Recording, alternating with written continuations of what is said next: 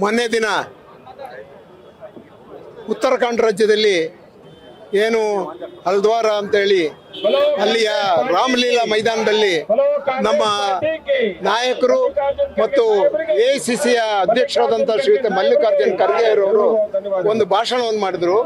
ಆ ಭಾಷಣ ಮಾಡಿ ಹೋದ ಮೇಲೆ ಬಿಜೆಪಿ ಮತ್ತು ಸಂಘ ಪರಿವಾರಗಳು ಆ ಜಾಗವನ್ನು ಶುಚಿ ಮಾಡುವಂಥ ಕೆಲಸವನ್ನು ಮಾಡಿದ್ದಾರೆ. ಇವರ ಮನಸ್ಥಿತಿ, ಇವರು ಏನು ಮಾಡ್ತಾ ಇದ್ದಾರೆ ಏನು ಅಂತೇಳಿ ಇದನ್ನೆಲ್ಲ ಆಲೋಚನೆ ಮಾಡಿದ್ರೆ ಇವತ್ತು ದಲಿತರಿಗೆ ಇವತ್ತು ಅವಮಾನ ಮಾಡುವಂಥ ಕೆಲಸ ಮಾಡಿದ್ದಾರೆ. ಮುಂದಿನ ದಿನಗಳಲ್ಲಿ ಹಿಂದುಳಿದ ವರ್ಗಕ್ಕೆ ಅವಮಾನ ಮಾಡುವಂಥ ಕೆಲಸ ಮಾಡ್ತಾರೆ. ಇನ್ನು ಮುಂದಿನ ದಿನಗಳಲ್ಲಿ ನಮ್ಮ ಎಲ್ಲ ಅಲ್ಪಸಂಖ್ಯಾತರಿಗೂ ಈಗಾಗಲೇ ಅಲ್ಪಸಂಖ್ಯಾತರಿಗೆ ತುಳಿಯುವಂಥ ಕೆಲಸವನ್ನು ಮಾಡ್ತಾ ಇದ್ದಾರೆ. ಎಲ್ಲೋ ಒಂದು ಕಡೆ ಇವರು ಎಲ್ಲರನ್ನು ಬಿಟ್ಟು ಏನೋ ಒಂದು ಈ ವಸಾಹತುಶಾಹಿ ರಾಜಕಾರಣ ಮಾಡಬೇಕು ಅಂತ ಮಾಡ್ತಾ ಇದ್ದಾರೆ.